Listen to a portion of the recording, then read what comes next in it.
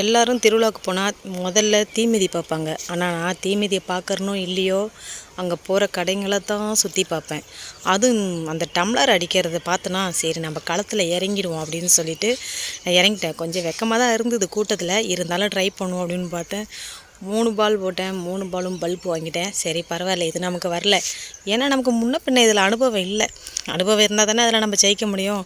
சரி ஏதோ ஒரு ஜாலிக்காக விளையாடினேன். சின்ன குழந்தையாக இருந்தால் இந்த ராட்டினம் கிரிவுஞ்சா அந்தமாரி சுற்றலாம். நம்ம கொஞ்சம் பெரிய பிள்ளை ஆகிட்டோமே, எங்கே அதெல்லாம் போய் சுற்ற முடியும். அதனால் இதே போல் ஒரு போட்டியில் கலந்து ஏதாவது ஜெயிப்போம் அப்படின்னு சொல்லிட்டு அதில் தோற்றுட்டு வந்துட்டோம். அதுக்கப்புறம் இந்த பாட்டி இந்த வளையம் வச்சுருந்தாங்க. சரி இதையாவது போட்டு பார்ப்போம் அப்படின்னு சொல்லிட்டு ஒரு 2 வருஷத்துக்கு முன்னாடி நான் போட்டு ஒரு தாத்தா பாட்டிகிட்ட ஒரு 150 ரூபா ஜெயிச்சுட்டு ஒரு 2 ஸ்டெப்பு எடுத்து வச்சா மனசு கேட்கல. என்னடா அது இவங்கள்ட்ட போய் நம்ம ஜெயிச்சுட்டு வரதா அப்படின்னு சொல்லிட்டு நான் திரும்ப போய் அந்த 150 ரூபாயும் கொடுத்து திரும்ப நிறைய வளையம் வாங்கி நம்ம கொஞ்சம் ப்ராக்டிஸ் ஆகட்டுமே அப்படின்னு சொல்லிட்டு திரும்ப நான் அந்த 150 ரூபா கொடுத்து வளையம் வாங்கிட்டு கடைசியாக ஒரு 10 ரூபா சோப் டப்பா ஜெயிச்சுட்டு வந்தேன். எனக்கு அந்த 150 ரூபா கொடுத்ததில் எனக்கு வருத்தம் கிடையாது. அந்த 10 ரூபா சோப் டப்பா ஜெயித்தேன் பார்த்தியா, ரொம்ப ரொம்ப சந்தோஷமாக இருந்தது. ஏன்னா அவங்க அது ஒரு பொழப்பாக நடத்துகிறாங்க. அவங்கள்ட்ட போய் நம்ம ஜெயிச்சுட்டு வரக்கூடாது. நம்ம அதை ஒரு என்டர்டைன்மெண்ட், ஒரு ஜாலி, அதில் நம்ம குறிப்பாக்கிற ஒரு இதை கற்றுக்கிட்டோம் அப்படின்னு சொல்லிட்டு அப்படி ஒரு ஜாலியாக எடுத்துகிட்டு எவ்வளோ போனாலும் கவலைப்படாத அளவுக்கு ஒரு 10 ரூபாயாச்சும் நம்ம அவங்கள்ட்ட ஜெயிச்சா போதும். இல்லை ஜெயிக்கலனாலும் பரவாயில்ல, ஆனால் அவங்கள்ட்ட அதிகமாக தோற்றுறக்கூடாதுன்றது தான் என்னோடய இது. அதே மாதிரியே நான் போயிட்டு அவங்கள்ட்ட ரொம்ப நேரமாக நான் ஒரு ஃபஸ்ட்டு தடவை வாங்கினேன், தோத்தாச்சு. அப்புறம் 2வது தடவை வாங்கினேன், அப்பயும் தோத்தாச்சு.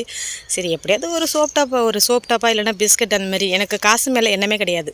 சோப் டப்பா இல்லைனா பிஸ்கட்டு, சோப்பு இதேமாரி ஏதாவது ஒன்று பார்ப்போம் அப்படின்னு சொல்லி அதுக்கப்புறம் தம்பி கேட்க நம்ம பிஸ்கட் வாங்கலாம் அப்படின்னு சொல்லிட்டு நான் ரெடி பண்ணிட்டேன். அப்புறம் ஒரு வழியாக ஜெயிச்சிட்டாங்க.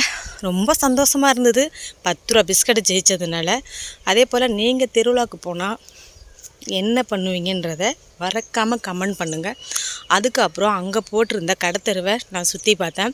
ஏன்னா எனக்கு அதை விட ரொம்ப பிடிச்ச விஷயமே அங்கே போட்ட அந்த கடைங்களை சுற்றி பார்க்குறது தான் பிடிக்கும். ஏன்னு கேட்டிங்கன்னா அந்த திருவிழா அன்னைக்கு மட்டும்தான் மற்ற கடைகளில் கிடைக்காத கிளிப்பு, தோடு, செயின் வெரைட்டியாக வரும். மற்ற டைம்லலாம் கடையில் போய் நம்ம பென்சில் ஸ்டோரில் போய் பார்த்தோம்னா சில டிசைன்லாம் கிடைக்காது. ஆனால் அன்றைக்கி எல்லா மாடலும் வந்திருக்கும், பார்க்காத மாடலாம் வந்திருக்கும், புதுசாக வந்திருக்கும். அது அந்த லைட்டு போட்டு அப்படியே பளபளன்னு மின்னும் பாருங்க, பார்க்குறதுக்கு அவ்வளோ சூப்பராக இருக்கும். அதுக்காகவே நான் வாங்கலையோ, ஆனால் அதை போய் சுற்றி பார்த்துட்டாவது வந்துடுவேன். அதுதான் எனக்கு ரொம்ப பிடிக்கும். ஆனால் ஆக மொத்தத்தில் செலவாயிடுச்சிங்க.